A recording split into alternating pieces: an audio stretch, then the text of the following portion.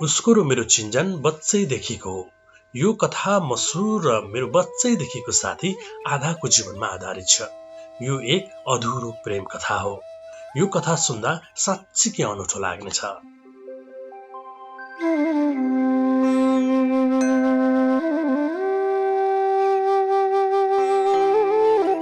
हामी सानो हुँदा निकै नजिकको साथी थियौं। सँगै स्कुल जान्थ्यौं। स्कुल जाँदा एक अर्काको हात समाएर जान्थ्यौं। हामी स्कुल गएको पहिलो दिनको त याद छैन, तर जुन दिन मैले मेरी प्यारी साथी आधालाई मेरो मात्र साथी हो भन्ने लागेको थियो नि, त्यो दिन याद छ मलाई। हामी कक्षा 3 मा पढ्थ्यौं। म र मेरो साथीको भेट सायद त्यही नै पहिलो थियो होला। हामीलाई दुर्गा सरले त्यो दिन एबीसीडी पढाउनु भएको थियो। पहिलो भेटमा माया के हो भन्ने त कुरै भएन। केवल मेरो मात्र साथी हो भन्ने महसुस भएको थियो मलाई।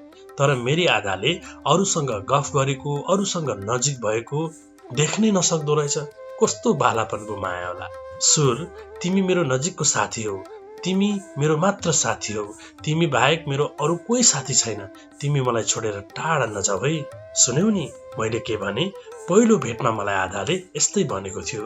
सायद बालापनको माया भएर होला। अहिले पनि म झलझली सम्झिन्छु मेरी आधालाई। त्यो कस्तो प्रेम होला। अहिले सम्झदा अनौठो लाग्छ।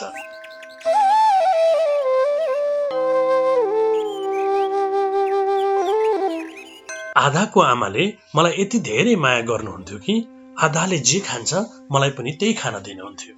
हामी खाँदै खाँदै स्कुलबाट खाँदै खाँदै घर जान्थ्यौं। आधाको माया पनि निश्चल थियो। आफूलाई आमाले दिएको खानेकुराबाट पनि मलाई मायाले थपिदिन्थ्यो। थप खानेकुरा दिँदै भन्थ्यो, सुर, तिमी भोकै भयो भने मलाई दुःख लाग्छ। त्यसैले तिमी अघाउनुपर्छ। तिमी अघायौ भने म पनि अघाउँछु। उसको बालापनको निश्चल मायाले दिएको प्रेम आज सम्झदा मेरो मुटु भारी भएर आउँछ।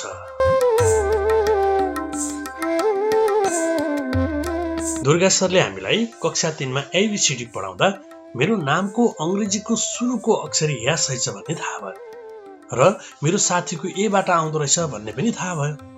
कक्षा 3 मा पहिलो पटक अंग्रेजी पढ्न पाउँदा नौलो अनुभूति भएको थियो। हामी ठूलो भएपछि दुलादुलै भएर बिहेको गेटमा यास प्लस ए लेख्दा कस्तो हुन्छ होला है। उसले दुर्गा सरले पढाउँदै गर्दा कानमा खुसुक्क भनेको याद आइरहेको छ। अचम्मको कुरा त के छ भने त्यो समयमा पनि ऊ र म एउटै बेन्चमा बस्थ्यौं। हाम्रो मायाको बिउ उतिखेर नै जमेको रहेछ। तर आज उसको र मेरो प्रेम अधुरो भएको छ। त्यो अधुरो प्रेमको सपना पूरा गर्न पनि सम्भव छैन। तर पहिलो माया थाहै नपाई बस्दो रहेछ। पहिलो माया भनेको पहिलो माया हो।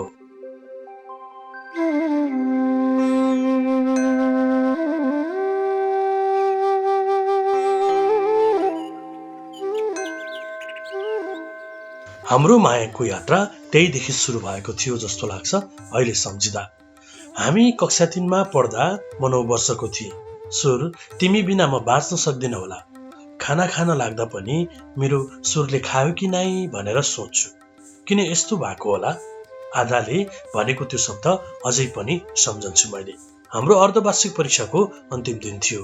आधा पढ्न लेख्नमा म भन्दा अलि जान्ने थियो। परीक्षा 15 मिनेट अघि नै सकेर म कहिले परीक्षा हलबाट निस्कन्छ भनेर पुरेर बसेको रहेछ। भेट भएपछि उसले भन्यो, सुर, आऊ खाजा खाऊ। खाजा? परीक्षामा पनि खाजा किन? मैले तुरुन्त जवाफ दिएँ। तिमी र म सँगै बसेर खाउँला भनेर नि। उनले भने। खाजा कोदोको रोटी र सिद्राको छोप थियो।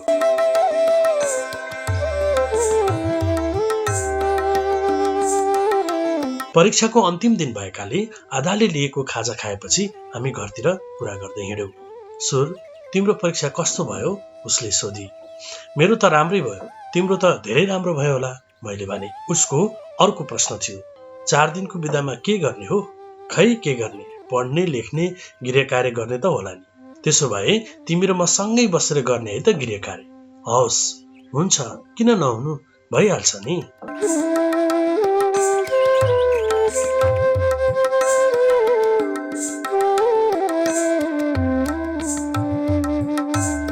यसरी गफ गर्दै हामी आधाको घर पुग्यौं। अनि आधाको आमाले खाजा के खान्छौ भन्दै सोध्नु भयो। मैले भोक लागेको छैन भने। आधाले आमालाई खाजा बनाउनका लागि भन्यो। तर मैले खाजा बनाउन पर्दैन भन्दै त्यहाँबाट निस्के र घरतिर लागे।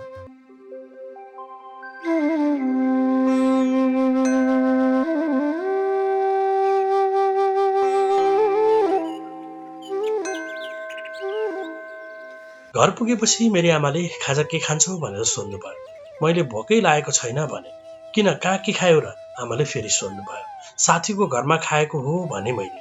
आमाले कुन साथी भन्नुभयो? सनोजको घरमा खाएको भनेर मैले भने। ए ल ड्रेस चेन्ज गरेर गृह कार्य गर भन्नुभयो। मैले हवस् भनेर ड्रेस चेन्ज गरेर गृह कार्य गर्नतिर लागे।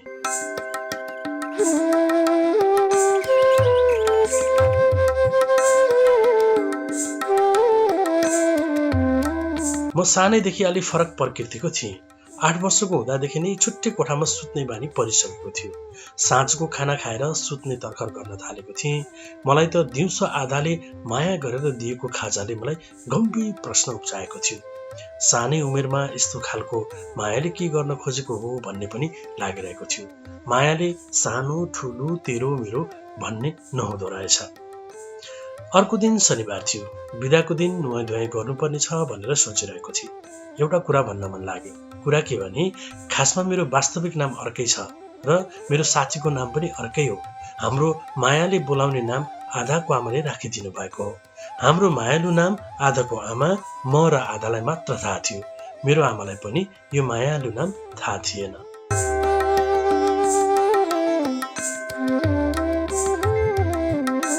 मेरो कोठा चिटिक्कको थियो। मेरो कोठाको भित्तामा नेपालका चर्चित कलाकारहरूको पोस्टर टाँसिएको थियो। खरको छानो, माटोको घर, ओछ्यानमा बिछ्याएका कपडाहरू पनि सामान्य नै थियो। गाउँको घर भनेपछि कस्तो हुन्छ भनेर भनिराख्नु त नपर्ला। जीवन यसरी नै चलिरहेको थियो। मनमा धेरै कुराहरू खेलाउँदा खेलाउँदै साह्रै निद्रा लागिरहेको थियो।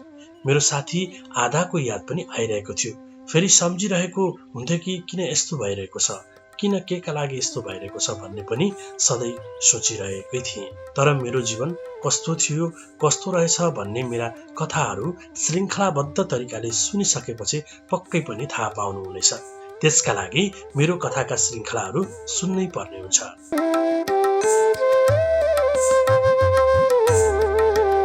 बालापनको माया अनि त्यसले दिएको प्रतिफल कस्तो होला, यस्तै कुराहरू म सानो छँदा पनि सोच्थेँ। अहिले म के सोच्छु भन्ने कुराहरू निरन्तर पस्कदै जानेछु।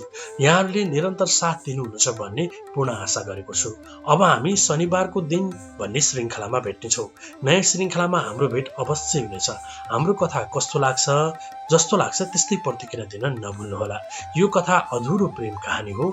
सुन्नका लागि प्रतीक्षा गर्नुहोला।